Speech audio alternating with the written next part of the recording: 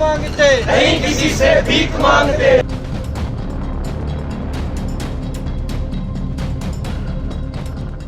बिल्कुल देखिए, आज युवाओं के जिस तरह के हालात सरकारों ने पैदा कर दिए हैं, मैं आमरण अनशन की हम लोगों ने शुरुआत की है कि अब समय आ गया है कि युवाओं को बोलना पड़ेगा, युवाओं को आगे आना पड़ेगा, क्योंकि आने वाला देश का भविष्य युवा ही है। अगर युवाओं के साथ ऐसा अत्याचार सरकारें करेगी तो इस देश को अंधकार में जाने से कोई नहीं रोक सकता। आमरण अनशन की शुरुआत हुई है, धर्मेंद्र प्रधान जी का इस्तीफा मांग रहे हैं, प्रदेश में बंद पड़े छात्र संघ चुनाव की हम लोग मांग कर रहे हैं। तमाम ही मांगों को लेकर आमरण अनशन जारी है और जन आंदोलन जो छात्र क्रांति के रूप में आम युवा सड़कों पर है, वो हमेशा तैयार रहेंगे जब तक ये मांगें नहीं मान ली जाती है। आज पीएम मोदी ने अपील करी है आप लोगों से क्योंकि वो कठोर कानून बना नहीं, ये देखिए, ये एक बहाने हैं, टालम टोली का काम लोग कर रहे हैं। अपील की बजाय अगर वो धर्मेंद्र प्रधान का इस्तीफा सौंपते, रात को 12 बजे अगर वो कहते कि ये धर्मेंद्र प्रधान है और ये अपनी पोस्ट से रिजाइन कर रहे हैं क्योंकि इनके कार्यकाल में ये गलती हुई है, इनके कार्यकाल में पेपर लीक हुए हैं, तो कहीं ना कहीं युवा प्रधानमंत्री का स्वागत करते कि ऐसे प्रधानमंत्री आए हैं जो गलती को स्वीकार कर रहे हैं और युवाओं के भविष्य के लिए सोच रहे हैं। लेकिन टालम टोली का काम कर रहे हैं कि आएंगे, कमेटी बनाएंगे, उसमें डिसीजन लिया जाएगा। तो ये सब बहानों से युवा जागरूक है। जब तक इस्तीफा नहीं आ जाता है तब तक हम यहाँ से सोनम वांगचुक ने भी अब तो अनशन तोड़ दिया है। बिल्कुल देखिए, उनकी तबीयत बिगड़ती जा रही थी 25 दिन से। शांति रखने की अपील। बिल्कुल हम शांति बनाए रखे हुए हैं, हम शांति से यहाँ बैठे हैं, किसी प्रकार का वो हड़दंग नहीं कर रहे हैं। शांतिपूर्ण तरीके से हमारा आंदोलन चलेगा। भूख हड़ताल पे मैं हूँ। हम सांकेतिक रूप से पोस्टर बना रहे हैं और इन लोगों को ये मैसेज पहुँचा रहे हैं कि हमारा जो कार्य हम लोग कर रहे हैं, लेकिन अगर ज़रूरत पड़ी तो जन आंदोलन भी अगर करना पड़ा तो हम लोग पीछे नहीं हटेंगे।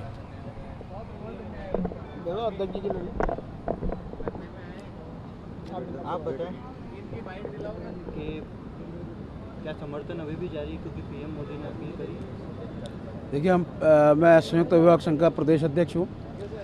जो बच्चे हमारे शिक्षा प्राप्त कर रहे हैं, शिक्षा के ऊपर सुधार के ऊपर हम सतत काम करते हुए आ रहे हैं और जो नीट की परीक्षा जिस तरीके से लीक हुई है और जो छात्रों को इतना दंश झेलना पड़ रहा है, आज बच्चे शिक्षा पूरी प्राप्त नहीं कर पा रहे हैं और शिक्षा तंत्र पूरा फेल होता जा रहा है।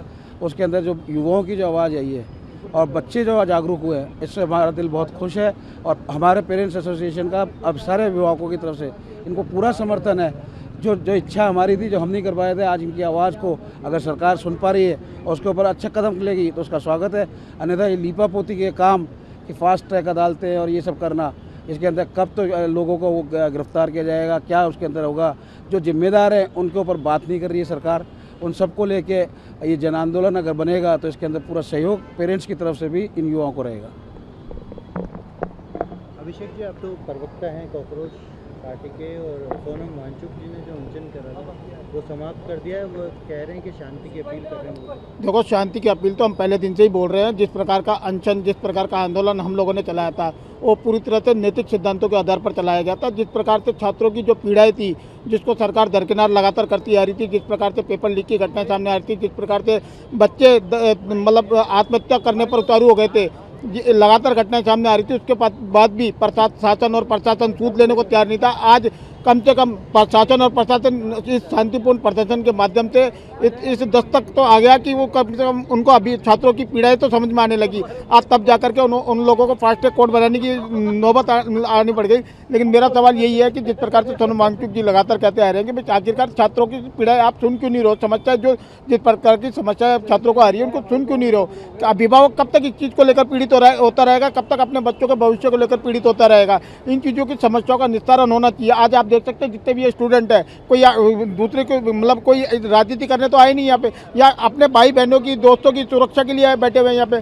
जिस प्रकार की पेपर लीक की घटनाएं आती है, जिस प्रकार से लोगों को लाखों रुपए की हानि होती है, उस चीज़ को बचाने के लिए आए हैं। तो इन चीज़ों को राजस्थान सरकार को हो या केंद्र सरकार हो, इन सभी को समझना चाहिए और इन लोगों की पीड़ाओं को, देशों को समझना चाहिए। दिल्ली के जंतर मंतर पे जिस तरह से धरना जारी है और जिस तरह से मतलब मीडिया के साथ में बदतमीजी चल रही है, उन सबके बारे में सर देखो, मीडिया के साथ कॉकरोच जनता पार्टी का कोई भी व्यक्ति किसी भी प्रकार का, अगर आपने नोटिस किया होगा तो बाकायदा पुलिस वैन के ऊपर चढ़ करके हमारे राष्ट्रीय प्रवक्ता आशुतोष राका ने पूरी मीडिया को संबोधित किया है और सबको निवेदन किया है, केवल मीडिया के लिए नहीं बल्कि पुलिस वालों तक के लिए बोला है कि किसी भी प्रकार की बदतमीजी हमारे आंदोलन के अंदर अस्वीकार्य है।